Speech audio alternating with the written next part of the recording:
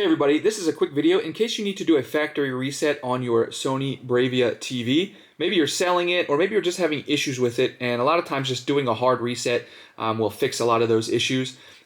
It's real easy to do, so it's going to erase everything that you have on it and it's going to be like it came out of the box. So make sure you're ready to do that, and if you are ready to do that, this is how you do it. It's real simple.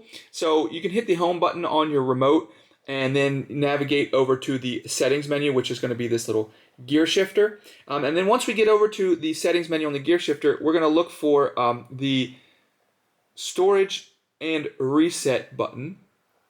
And you can go ahead and click on that.